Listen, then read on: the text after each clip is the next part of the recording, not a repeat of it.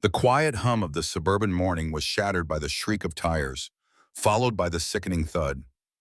Susan, my wife of 10 years, stood frozen in the driveway, mascara streaking her face, as Officer Miller's stern voice sliced through the air. "Your license, ma'am." Her eyes met mine across the ruined mailbox, a flicker of something cold and utterly devoid of warmth. The faint scent of polyurethane and gut string hung in the air of the basement workshop. Mark clipped the last loose end, taut and precise. 3 racquetball rackets, strung to 32 pounds, waited on the bench. It was a Saturday morning ritual, one of many that stitched together the fabric of his suburban life. He wiped his hands on a rag, the calluses on his palms a testament to countless hours spent on the court and in this organized space. He was an engineer by trade, a man who built things to last, who believed in structure and solid foundations. Nearby, the muted strains of a Disney princess movie drifted from the rec room. Annie, 7, and Grace, 5, were likely sprawled on the carpet, lost in animated wonder. Upstairs, Kevin, his eldest, a teenager, would be locked in his room, headphones on, in his own world. A comfortable quiet settled over the house, the kind of quiet that meant everything was where it should be. He took the steps 2 at a time, a familiar warmth spreading through him.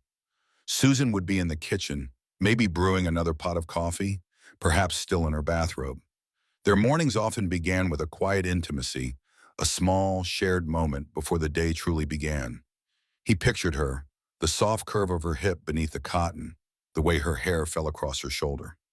He planned to surprise her, to put his arms around her from behind, a small gesture to rekindle the easy romance that sometimes got lost in the shuffle of kids and schedules. As he reached the landing, nearing the kitchen, he noticed the basement door was cracked open a sliver, letting out a sliver of light from the utility room. He heard Susan's voice, low and conspiratorial, a sound that immediately felt out of place. She was on the phone. He paused, his hand still on the banister, the playful anticipation draining away. "No, Tuesday won't work," she said, her voice a hushed murmur. "Thursday, though. Thursday I'm clear." He waited, a strange tightening in his chest. Then she added, "Mark's down in the basement with the girls." The casual delivery of his whereabouts, his presence used as an alibi, struck him with an odd coldness. A short, breathy giggle followed, a sound that felt alien, almost foreign to his ears. It wasn't the easy, familiar laugh he knew. This was light, almost girlish, a sound he hadn't heard from her, truly heard from her, since their honeymoon, a decade ago. A prickle of unease, sharp and distinct, ran down his spine. Then came the whisper. It was quick, almost lost, but he caught it clearly through the crack in the door. "Sure would like to try that thing again before the wart comes off." The words hit him with the force of a physical blow. The wart. His mind reeled backward, snapping to a conversation in the locker room after a particularly tough racquetball game a few months back. Frank Harrison, a senior engineer at the firm, a man known for his bluntness and casual vulgarity, had been talking to Dale Peterson. Frank had been complaining about a minor surgical procedure he needed. "Damn thing's a real pain in the ass," Frank had grumbled, adjusting his towel. "Got this wart down there. Doctor says it's got to come off. Gonna miss my fun for a few weeks, too." Dale had chuckled, offering some crude advice. Frank, ever the Lothario, had just shrugged. "Well, I got to get it in before the wart comes off then, don't I?" he'd said, laughing. A wave of dizziness washed over Mark. The floor tilted beneath him. He grabbed the banister, his knuckles white, and sank slowly onto the top step, quietly pulling the basement door shut, plunging the landing back into semi-darkness. His world, which moments before had been solid and predictable, now felt like a fractured pane of glass. He could still hear Susan's voice through the door, though muffled. Another soft giggle. "Last time I was really on a roll," she whispered, a triumphant tone in her voice. Then clear as a bell, "Both of you tell him I'll see him." Both of you, the words echoed in his mind, sharp and insistent. Mark pushed himself up, his legs feeling like lead. He retreated, stumbling back down the basement steps, past the still-playing Disney movie, into the cool, silent darkness of his workshop. He collapsed into the worn swivel chair beside his workbench, the organized tools and neatly strung rackets offering no comfort. The casual locker room banter about Frank's wart A throwaway line now vibrated with a terrifying, concrete significance. He tried to rationalize, to deny. It had to be a coincidence. What thing? What wart? He barely knew Frank Harrison, a colleague from a different department, a man Susan had supposedly never even met. But the pieces snapped together with a brutal, undeniable logic. The giggle, the whispered availability, the thing and the wart. And then, both of you.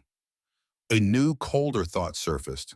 Carol Miller, Susan's friend, her boss at the marketing firm, a smart, beautiful blonde who always seemed to thrive on attention, on being the center of a room. She was often at their house, sharing wine, sharing secrets with Susan.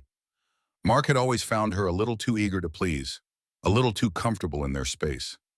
Now the thought of Carol's knowing eyes, her easy smiles, took on a sinister edge.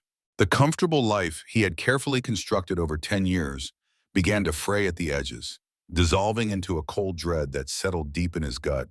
He looked at his hands, the hands that had built a home, changed diapers, fixed leaky faucets, and comforted his wife. Now they felt alien, useless.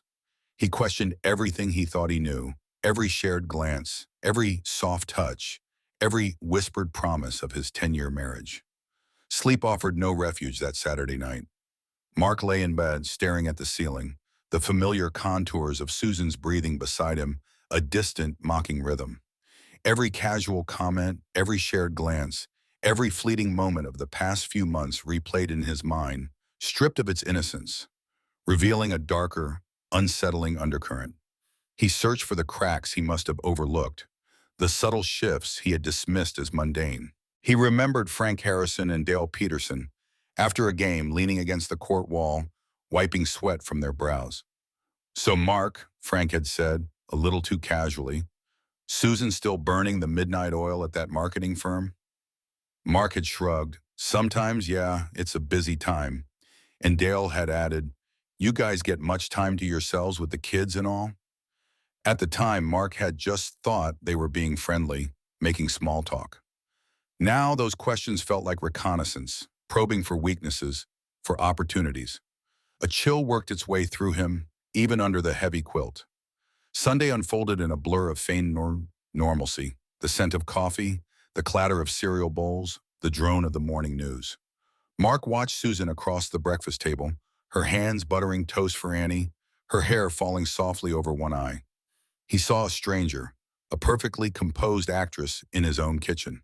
Her easy smile, the way she tucked a stray curl behind her ear, all these familiar gestures now felt like carefully constructed props in a play he was only just realizing he was a part of. He felt a profound sense of dislocation, a visitor in his own home.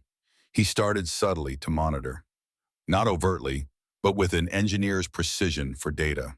He noted how often Susan's phone buzzed, how quickly she picked it up, if she took it into the other room.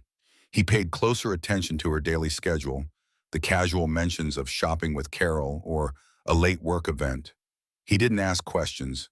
He simply observed, filing away each detail, each minute anomaly. Susan and Carol Miller. Their bond was tight, forged over years through triumphs and minor dramas.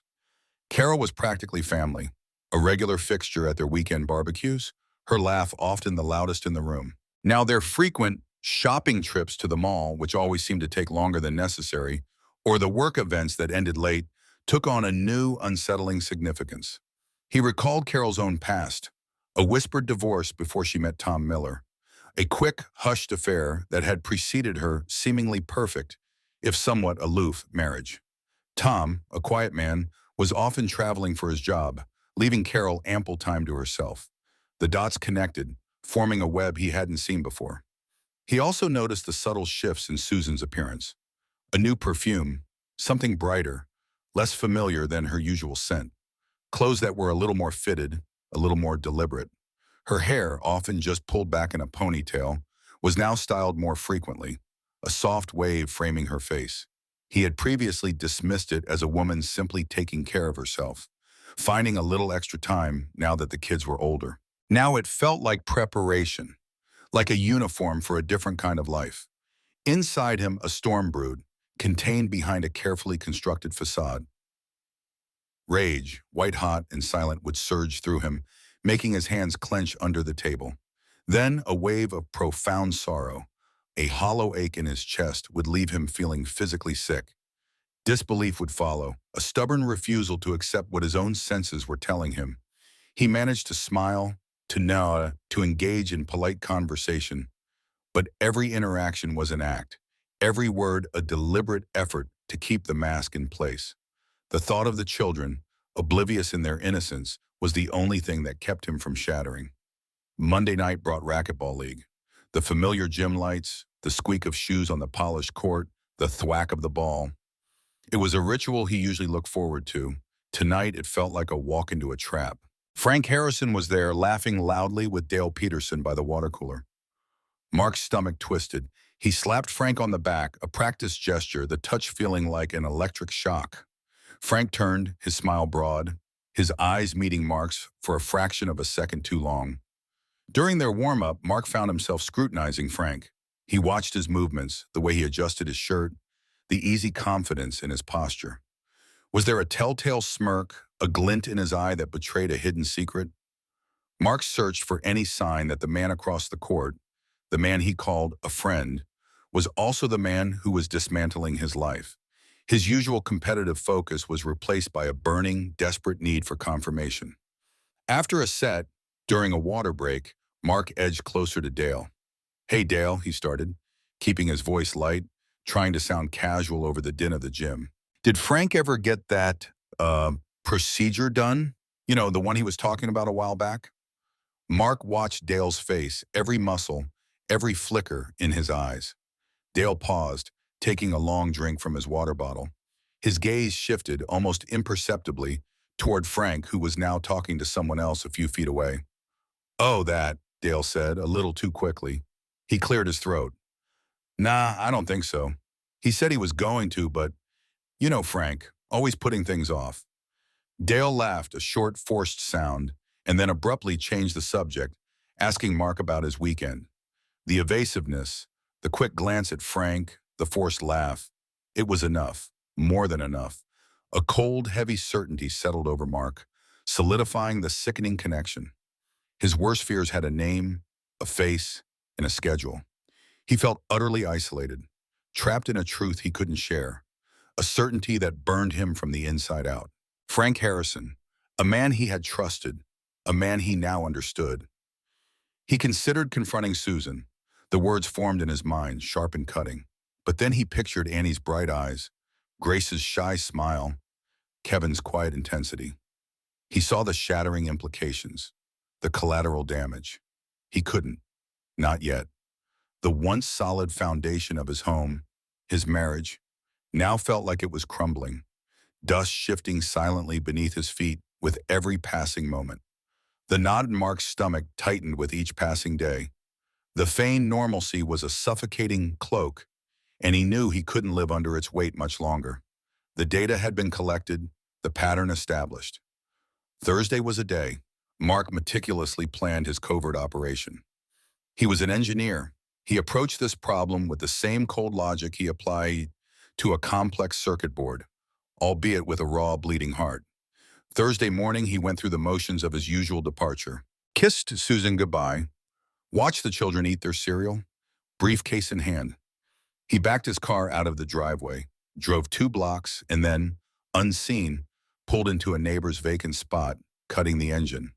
He watched his own house in the rearview mirror, the ordinary suburban tableau now imbued with a menacing stillness.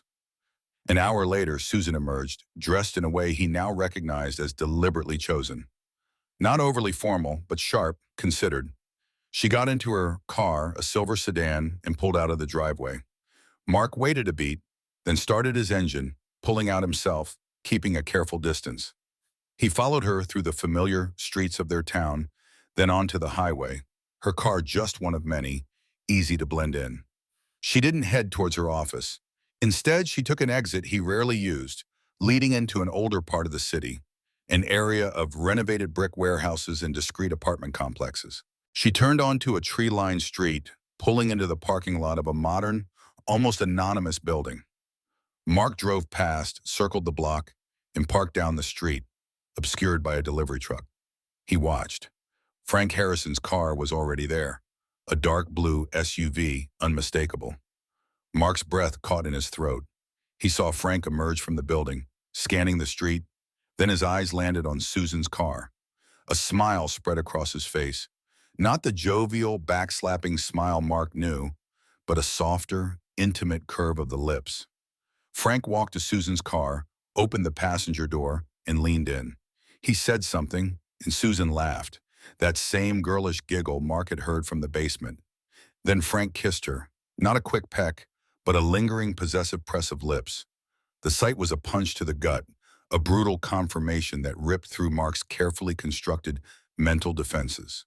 The theoretical pain, the dread he had been living with for days became raw, visceral reality. His hands gripped the steering wheel so hard his knuckles ached. His vision blurred, not with tears, but with a sudden, suffocating darkness. It was all true. Every sickening whisper, every evasive glance, every nagging doubt. His immediate primal urge was to throw open his car door, to storm into that building, to unleash the torrent of rage and betrayal that was boiling within him. But a colder, more calculating part of his mind held him back. What would that achieve? A public scene, a shouting match, an ugly display that would only cause more damage, more humiliation. He had to think of the children. He had to be smarter. He had to be an engineer. He fumbled in his pocket, pulling out his phone. His hands trembled as he raised it, zooming in on Susan's car, on Frank, on the entrance to the building. He took several photos, clinical and precise. Each click of the shutter a hammer blow to his soul. Evidence, irrefutable proof, not that he needed it, not now. The emotional damage was already done, a gaping wound that would never fully heal. He waited until they had both disappeared inside, then drove home, the journey a blur of silent agony. The house was empty, quiet. The children were at school. The silence, once a comfort, was now amplified by his internal screams, a deafening roar of betrayal and despair. He walked through the rooms, a ghost in his own home, the weight of what he had seen pressing down on him. Susan came home later, her cheeks flushed, a spring in her step he hadn't seen in months. She started dinner, humming a tune. Mark watched her from the doorway of the kitchen, his heart a cold, hard stone in his chest. When she turned, he was there. He held up his phone, its screen displaying the clear, damning photograph. Frank Harrison, leaning into their car, kissing his wife. "What is this, Susan?" His voice was flat, devoid of emotion, a thin, dangerous wire. He barely recognized it as his own. Yet inside he was trembling with a rage that threatened to consume him. Susan's face drained of color. Her eyes widened, flicking from the phone to his face. Shock. Then denial. "Mark, what are you talking about? That's not what it looks like." Her voice was a shaky whisper. "Don't lie to me," he said, the wire in his voice tightening. "Don't you dare lie to me now." He pointed to the screen. "That's Frank. That's you. Going into that building on a Thursday." Tears welled in her eyes, blurring them. "Mark, please," she pleaded. But it was too late. The dam had broken. "How long, Susan? How long have you been doing this? With him?" His voice cracked, the grief finally breaking through the anger. She stumbled over her words, trying to explain. To justify time. It just started. "It was a mistake, Mark. I swear, I didn't mean for this to happen." But her words rang hollow, the truth already unveiled. "Don't tell me it just started," he spat, remembering the whisper in the basement. The wart. "Don't insult my intelligence." He stepped closer, his face inches from hers. "And Carol, is she in on it? Is she your madam, scheduling your little rendezvous?" Susan flinched, her silence a damning answer. Her eyes fell to the floor, wet with tears. Then she looked up, her expression a mix of shame and defiance. "It's been almost 6 months, Mark," she confessed, her voice barely audible. It's not what you think." Upstairs, he heard the faint sound of Kevin's video game, the playful shouts of Annie and Grace. Oblivious, innocent. Their world, his world, was imploding, and they didn't even know. Mark looked at the woman he had loved, the mother of his children, and saw only a stranger. His life, as he knew it, was irrevocably broken. The path forward was shrouded in a darkness he couldn't comprehend. The immediate aftermath of the confrontation settled over the house like a thick, suffocating blanket. The air hummed with unspoken words, with the weight of shattered trust. Quiet conversations, strained and careful, punctuated the silence, usually when the children were safely out of earshot, playing in the backyard or engrossed in their screens. Mark wrestled with the impossible question. How do you tell Kevin, Annie, and Grace that their mother, their rock, their world, had betrayed them all? The words felt clumsy, inadequate, brutally destructive. Susan moved to the guest room that night. It was a silent, unacknowledged agreement. The physical distance of the hall, the closed door, mirrored the chasm that had opened between them. Mark lay in their bed, staring at the empty space beside him, the indentation of her pillow, the lingering scent of her perfume. Sleep was a cruel stranger. Images flashed in his mind. Frank's smile, Susan's giggle, the undeniable photo. Food turned to ash in his mouth. He was hollowed out, a shell moving through the motions. He called his brother David late one evening. David, who lived 2 states away, listened patiently as Mark's voice cracked, raw with emotion, recounting the whole sordid story. I don't know what to do, Dave, Mark admitted, the words tasting like gravel. It feels like the whole damn world just tipped over. David, ever practical, offered quiet words of support, but also urged caution, advising Mark to protect himself and the children. Talk to someone, Mark, a lawyer. Get your ducks in a row. The next week, Mark made the call. The lawyer's office was hushed, sterile, the scent of antiseptic cutting through the air. Mark sat across from a woman with kind but firm eyes. She spoke in careful, measured tones about assets, custody, equitable distribution. Each legal term was another nail in the coffin of his marriage. He listened, numb, understanding the grim implications of this path he was now on. The reality of separation, of divorce, was no longer a theoretical threat, but a looming, inevitable consequence. Susan, for her part, tried. She left notes on his dresser, offering apologies that felt too little, too late. She approached him in the kitchen, her eyes red-rimmed, pleading for a second chance. Mark, please, she'd say, her voice cracking. I can fix this. We can fix this, for the kids. But Mark's trust was shattered beyond repair. The pieces were too small, too sharp to put back together. He felt a visceral disgust at the thought of her touch, the memory of her laughter with Frank, the image of the wart burning itself into his brain. He couldn't unsee it, couldn't unfeel it. The routine of family life became a painful charade. They would sit at the dinner table, Susan asking Annie about her day, Mark helping Kevin with a math problem. The children, bless their innocent hearts, seemed to sense the shift, the new tension, but couldn't name it. They were shielded for now from the full, devastating truth. Every shared meal, every bedtime story, every family outing felt like a performance, a deliberate effort to maintain the illusion of an intact family. Then came the inevitable run-in with Carol Miller, at the grocery store in aisle 3, by the frozen vegetables. Carol pushing her cart, her blonde hair perfectly coiffed, her smile a little too wide. Mark, fancy seeing you here. She tried to make small talk, asking about the kids. He cut her off. Don't pretend, Carol, he said, his voice low, his eyes fixed on hers. You knew, you helped her. Her smile faltered, a flicker of something, fear, defiance, in her eyes. Mark, I don't know what you're talking about, she said, her voice dropping. Susan is my friend. I don't interfere in her marriage. He saw the lie clear as day. He just shook his head, pushing his cart past her, leaving her standing amidst the frost-covered packages. The financial realities began to weigh heavily. 2 households, alimony, child support.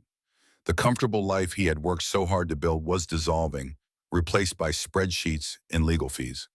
He spent hours at his desk, calculating, planning, the cold numbers offering a stark counterpoint to the emotional chaos. He found himself lashing out at Susan, unable to control the flashes of anger and resentment. A misplaced towel, a late bill, a minor slight would ignite a disproportionate explosion of rage. Are you going to see him again on Tuesday, Susan? He'd sneer, his voice laced with venom, recalling the basement conversation. The schedule she'd confirmed. She would wince, recoil, sometimes cry. But the words were out, fueled by the relentless images of Frank, the wart, the intimate laughter. Finally, a decision was made. For the children's sake, for the raw, open wound that was their marriage, Susan would temporarily move out. She found a short-term rental across town, a small apartment that felt cold and unfamiliar. Mark helped her pack a few boxes, the silence between them thick with unspoken accusations and regrets.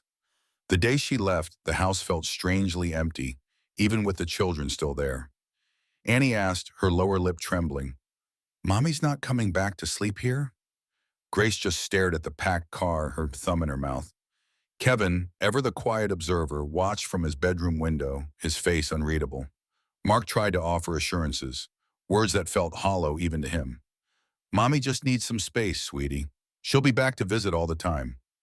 He stood alone in his quiet house, the scent of her absence more potent than any perfume. The full weight of his broken family settled on him, a crushing burden. He was adrift, heartbroken, in a home that no longer felt like his own. The legal landscape was a labyrinth Mark never imagined navigating. His initial meetings with the lawyer, Ms. Hayes, became more frequent, each one peeling back another layer of the complexities of divorce. She spoke of statutes and precedents, of discovery and disclosure, words that felt detached from the raw pain that consumed him. He brought her spreadsheets, meticulously detailing their joint assets, their debts, their savings. His engineer's mind sought order, structure, even in this chaos, a desperate attempt to regain some control. The financial implications were a constant, gnawing worry.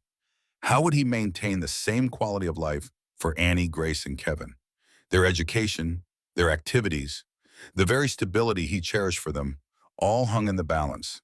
Every line item on their joint statements felt like a battleground. Susan also retained counsel, a sharp, unsmiling woman whose letters were formal, impersonal, devoid of any warmth. All communication now flowed through lawyers, each exchange a sterile, codified reiteration of positions, demands, and counter-demands. The human element had been stripped away, replaced by legal jargon. Discussions about the house, the retirement accounts, the cars, alimony, and child support began, each point adding another layer of stress to his already frayed emotional state. He struggled with Susan's justifications. In the few direct conversations they still had, she would offer vague apologies, laced with phrases like, "I was unhappy," or "You weren't there for me." He saw no genuine remorse, only a desperate attempt to shift blame, to rationalize her betrayal. It felt like another lie, another insult, twisting the knife even deeper. "You think that makes it okay?" he'd snap, his voice tight. "You think that excuses what you did to us? To the kids?" The children's living arrangements became a primary point of contention. Susan wanted 50-50, insisting on maintaining her role. Mark, however, felt a fierce protectiveness, believing he could offer them the most stable environment. He fought for their best interests, picturing their faces, their needs, as he pushed back against Susan's proposals. The thought of them being uprooted, shuttled between two homes, was a constant ache in his chest. His friends and colleagues at work began to notice. Dale Peterson pulled him aside one day. "Hey, Mark, everything all right? You've been a little quiet lately." Mark offered a vague, non-committal answer, a previous deflection. He saw the glances, the hushed conversations, the way people avoided his eyes. He felt exposed, his private pain becoming public speculation. Sometimes, in the quiet solitude of the night, a fierce, burning anger would consume him. He'd fantasize about revenge against Frank Harrison, about confronting him, about stripping him of his smug confidence. The image of Frank's casual, almost boastful remark about the wart played on a loop in his mind, fueling his rage. He started doing some digging, subtle inquiries about Frank's past, and heard whispers of other affairs, other broken marriages. A pattern. It only solidified his disgust. He worried about the impact of the affair's public knowledge on his own reputation, his career. He was an engineer, a man of integrity. How would this affect his standing, his professional future? The uncertainty was another burden to carry, A mediation session was scheduled, a mandatory step. He sat across the table from Susan, her lawyer beside her, Ms. Hayes next to him. The room was sterile, the air thick with unspoken animosity. Arguments were bitter, justifications met with cold facts, accusations with evasions. The silence, when it fell, was far heavier than any shouted word. Mark felt a profound sense of injustice. He was the wrong party, yet he felt like he was being punished, forced to dismantle his life, to pay for someone else's transgression. The emotional cost of the legal battles began to manifest physically. He lost weight, his clothes hanging looser. Dark circles perpetually shadowed his eyes. He often felt a dull ache behind his temples, a constant thrum of tension. Yet, through it all, his children were his anchor. Their innocent questions, their laughter, their simple presence in the house were the only things that kept him from sinking completely. He would watch Annie and Grace playing, or listen to Kevin's commentary on a game, and for those brief moments, the pain would recede. He knew he had to keep fighting for them.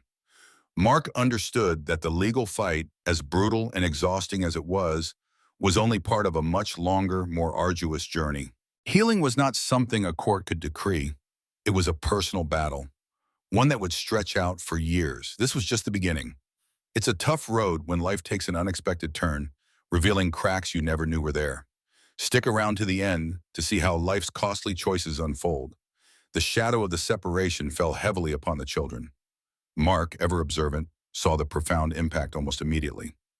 Kevin, at 15, retreated further into himself. His headphones were a permanent fixture, his door often closed. His grades, usually steady, dipped slightly, and he stopped asking to go to the batting cages on Saturdays.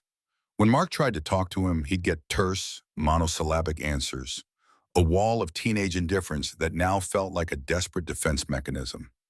Annie, 7, and Grace, 5, were more overt in their distress. Annie became clingy, following Mark from room to room, her eyes wide with unasked questions. Grace started wetting the bed again, something she hadn't done since she was a toddler. They both asked endlessly, "When is Mommy coming home to sleep?" Sometimes Annie would whisper, "Was it my fault? Did I do something wrong?" The words twisted Mark's gut, leaving him feeling helpless and enraged at the injustice. He tried his best to maintain routine, to offer reassurances, but the hollow echo of his promises felt inadequate against the magnitude of their broken hearts.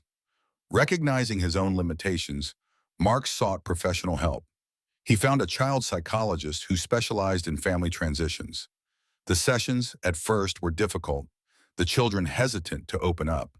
But slowly Annie and Grace began to draw pictures of their feelings, of a house with a missing piece. Kevin, after much resistance, attended a few sessions, grudgingly admitting to the therapist that he just wanted things to go back to normal. Susan's visits with the children were fraught with awkwardness. She would arrive, often with new toys or treats, trying to overcompensate. The children would hug her tightly, but the underlying tension in the room was palpable. Mark would retreat, giving them space, but the sight of Susan trying to reclaim a normalcy that no longer existed left everyone unsettled, leaving behind a residue of sadness that took days to clear. He had to explain. Over and over, in age-appropriate ways, he walked the fine line between honesty and protection. "Mommy and Daddy are going to live in different houses for a while," he'd tell Annie and Grace, trying to keep his voice steady. "It's not your fault. It's about grown-up problems." With Kevin, it was a little more direct, though still couched in careful terms.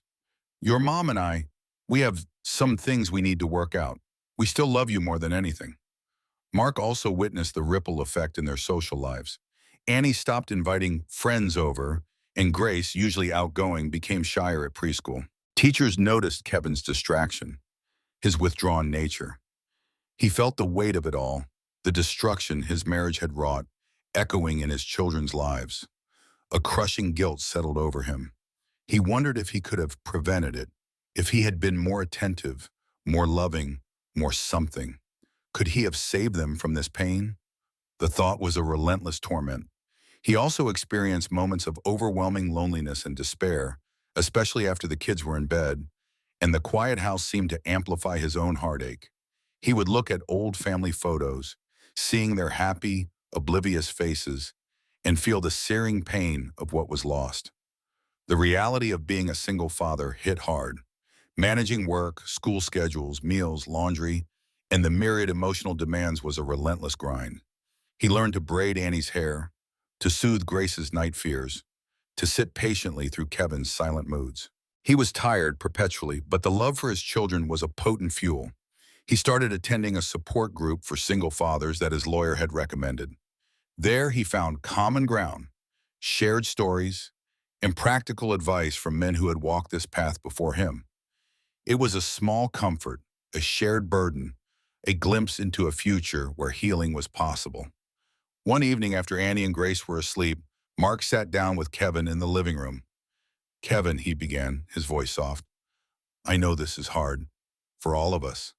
Kevin nodded, not looking up from his phone. Mark took a deep breath. "Marriage, it's complicated. It's about trust. And sometimes that trust breaks. And it's not always easy to fix." He paused, choosing his words carefully. "Your mom and I, we both made mistakes, but we both love you more than anything." He didn't blame Susan directly, but he didn't absolve her either. He just laid out the truth as gently as he could. Mark recommitted himself fiercely to putting his children first. Their well-being, their happiness, was his new North Star. Amidst his own heartbreak, he found strength in his love for them, a resilient force that propelled him forward. He realized that while his marriage was ending, his role as a father was more crucial than ever. He was their beacon in the gloom, their steady hand in the storm. It was a heavy responsibility, but also a profound purpose. The anger had festered long enough. Mark knew he needed to confront Frank Harrison, not for reconciliation, but for a measure of closure, to unleash the raw fury that still coiled in his gut. He didn't want violence. He wanted Frank to see the wreckage he had caused.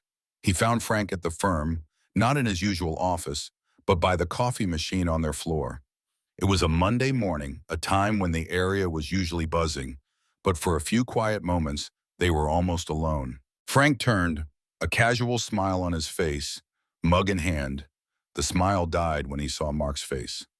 "Frank," Mark said, his voice low, steady, a dangerous calm. "We need to talk."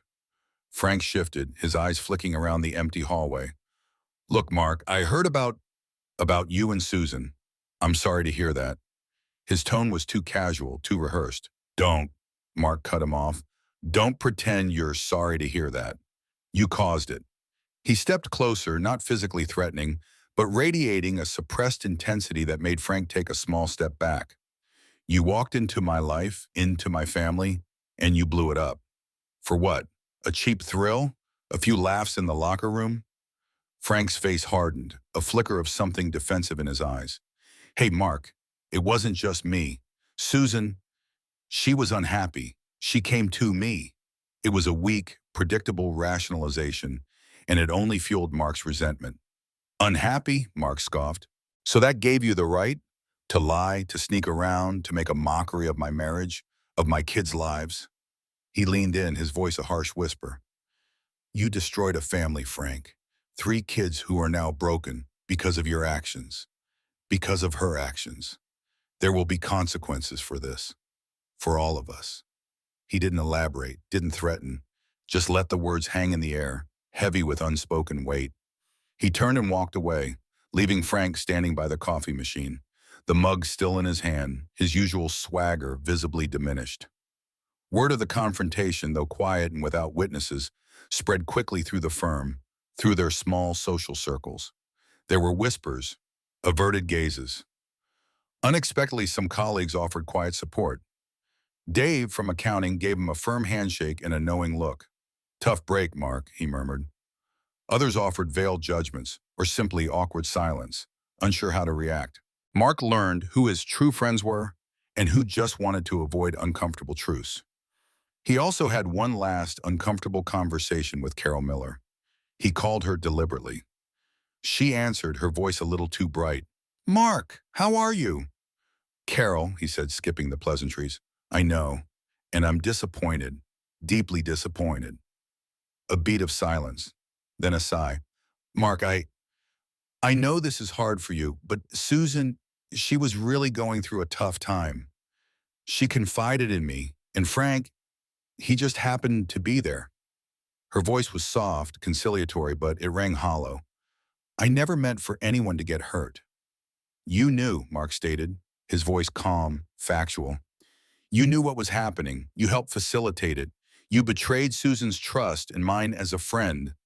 Carol offered more details about Susan's emotional state, her feelings of being overlooked, of growing distance in their marriage. It painted a slightly more complex picture, a narrative of unhappiness that Mark could intellectually acknowledge. But it didn't absolve her. It didn't excuse the lies, the betrayal, the wreckage. You should have come to me, Carol, he said finally. You should have told me, not enabled her. He hung up, feeling a cold, quiet finality. Mark spent many nights reflecting on his own role. Had he been too absorbed in work? Too distant? Had he contributed to Susan's unhappiness? He searched for his own failings, his own blind spots. He knew he wasn't perfect, but no perceived failing, no marital drift could ever justify the deceit, the deliberate act of breaking their vows and shattering their family. The legal proceedings finally neared completion. The final divorce decree arrived in the mail, a thick envelope containing the official end of his 10-year marriage. He signed the papers, his hands steady, but his heart a tumultuous mix of relief and profound sadness. Relief that the agonizing legal battle was over. Sadness for the dream that had died, for the future he had envisioned that would never be. He took immediate steps to secure his financial future and that of his children. The house, after much negotiation, would remain his. It meant taking on a heavier mortgage, making difficult sacrifices to maintain a semblance of stability for Annie, Grace, and Kevin. He sold off some investments, tightened the budget, and started working longer hours. The emotional scars of the affair ran deep, making it difficult for Mark to imagine a future where he could trust again, where he could open his heart to another relationship. The thought of it felt distant, almost impossible. Yet there were unexpected gestures of kindness. His elderly neighbor, Mrs. Henderson, started dropping off home-cooked meals for him and the kids. His racquetball buddies, even Dale, offered genuine, quiet support. These small acts of community, of human connection, were unexpected rays of light in the gloom, reinforcing his belief that he wasn't entirely alone. Mark realized that healing was a process, not an event. There would be no sudden moment of clarity, no magical cure. He would continue to confront the echoes of the past, the memories, the moments of doubt and pain, but he would do it one day at a time for his children and for himself. With the divorce finalized, Mark began the slow, arduous process of establishing a new routine. The mornings were a flurry of making breakfast, packing lunches, and braiding Annie's hair, often with Grace chattering at his feet. Afternoons were a carefully orchestrated ballet of school pickups, homework help, and dinner preparation. He learned to multitask, to plan, to anticipate a different kind of engineering problem, but one with far higher stakes. He started renovating parts of the house.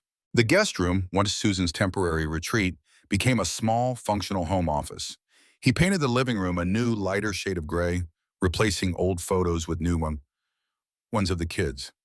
It was a symbolic cleaning out, a literal attempt to scrub away the remnants of his old life, to make the space feel like his and theirs again.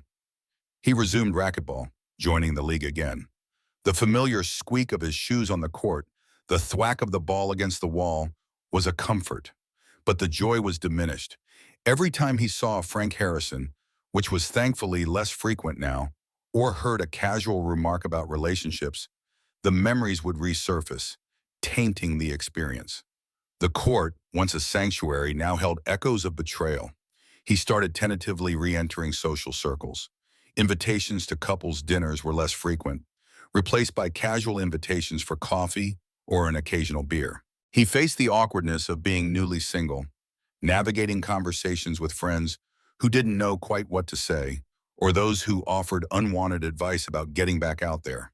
It was a landscape he hadn't traversed in over a decade. Susan, he heard through the grapevine, was also rebuilding her life. The rumors were vague, but he gathered she was still with Frank, or at least they were a regular fixture at social gatherings. He didn't seek details, didn't want them.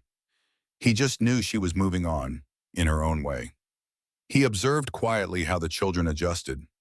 Kevin, though still reserved, seemed to be finding his footing again. He started playing pickup basketball with friends, his grades slowly climbing back. Annie and Grace, while still missing their mother, seemed to be settling into the new rhythm.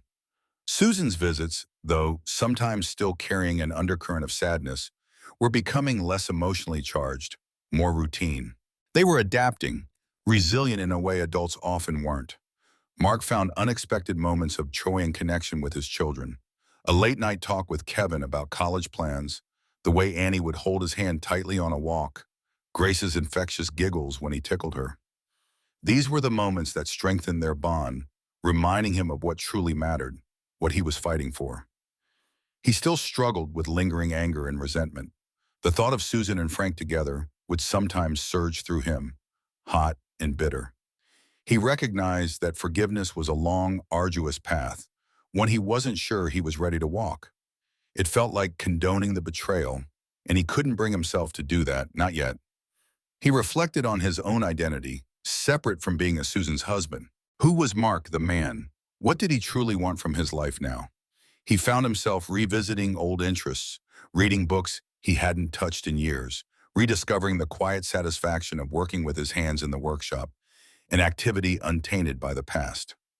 One afternoon at the park with Annie and Grace, he saw a familiar couple, an older pair, holding hands, laughing as they watched their grandchildren.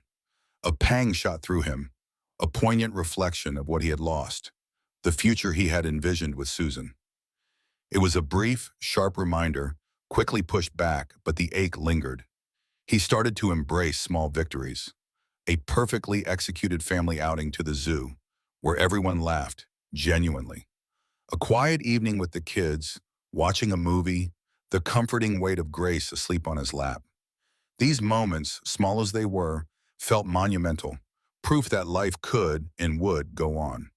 He found an outlet for his emotions in his running. He would put miles on the suburban streets, the rhythmic pounding of his feet, a release, a physical manifestation of the emotional processing he was doing. Sometimes he'd just run until he was exhausted, until the pain was a dull throb rather than a sharp ache. The house felt different now. No longer haunted by the oppressive specter of betrayal, it still resonated with an absence, a quiet space where Susan used to be. It was a home, a functional living space, but not yet a sanctuary, not yet fully healed. Mark considered the possibility of dating again. Friends had tried to set him up, casually, but the thought felt daunting, fraught with risk, with the potential for more hurt. How could he trust again? How could he open himself up to that vulnerability? It was a question without an immediate answer. He began to understand that paying the price for the affair wasn't just about the financial settlements or the legal battles. It was about a profound reevaluation of his entire moral landscape, a stripping away of old certainties, and the slow, painful process of rebuilding a life, brick by painstaking brick, on ground that still felt shaky. Years bled into each other, softening the sharp edges of pain, allowing scars to form. Annie, Grace, and Kevin were older now, their initial wounds from the divorce having receded, leaving faint, undeniable marks. Mark had settled into a new life, a comfortable rhythm of fatherhood and work. His perspective on relationships and trust had deepened, cautious now, but not entirely closed off.